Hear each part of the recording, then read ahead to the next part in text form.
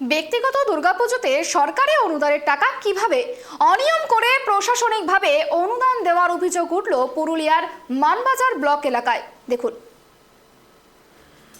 ব্যক্তিগত ও পারিবারিক পুজোয় সরকারি অনুদান অনিয়ম করে প্রশাসনিকভাবে অনুদান দেওয়ার অভিযোগ। সোচ্চার এলাকাবাসীরা খতিয়ে দেখার আশ্বাস ব্লক অফিসারের। মুখ্যমন্ত্রী মমতা বন্দ্যোপাধ্যায় আগেই ঘোষণা করেছিলেন রাজ্যের দুর্গাপুজো কমিটিগুলিকে আর্থিক অনুদান দেওয়া হবে, যা এবছর অনুদানের পরিমাণ অনেকটাই বেড়েছে। ইতিমধ্যেই প্রশাসনিকভাবে জেলায় জেলায় পুজো কমিটিগুলিকে অনুদান দেওয়া শুরু হয়েছে।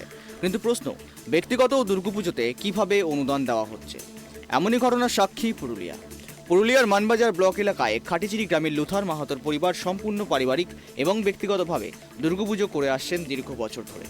গত বছর থেকে পুজো পরিচালনা করবার জন্য তারা সরকারি অনুদান পাচ্ছেন প্রশাসনিকভাবে, এমনটাই অভিযোগ। তবে এবছরও কিভাবে এই অনুদানের টাকা দেওয়া হয়েছে তা নিয়ে সোচ্চার হয়েছে খাটচিরি গ্রামের বাসিন্দারা।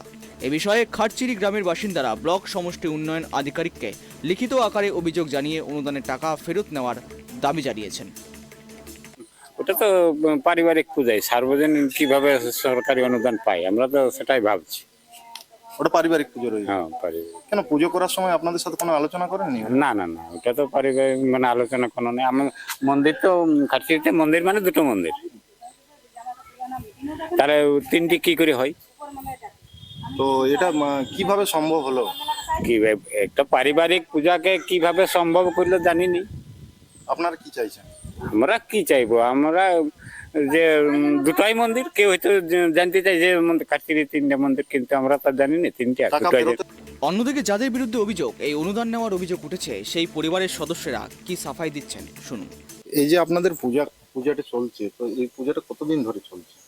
ঢের দিনে তবু কতদিন? মোটামুটি 12-13 বছর আগে ছোট ছোট ছিল। ছোট করছে। তো এটা কি সার্বজনীন না আপনাদের ব্যক্তিগত পূজা? এটা মানে দুর্গা পূজা করতে প্রতি বছর।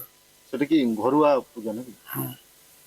না আপনাদের পারিবারিক পূজা? তো আগের থেকে করছে পারিবারিক পূজা, সার্বজনীন নয়। তারপরে এবারে কি করেছে ওটা বলতে লাগবে, বলতে পারবেন না। তো বলছি, আপনারা সরকারি অনুদান পান? গেল বছর থেকে পাই। কত পেয়েছিলেন গেল বছর? ওটা বলতে লাগবে এই বছর পেয়েছেন? সব বলছে, তারপরে কি করে পাইছে না ওটা এখনো চেক বলতে পেয়েছেন? লাগবে।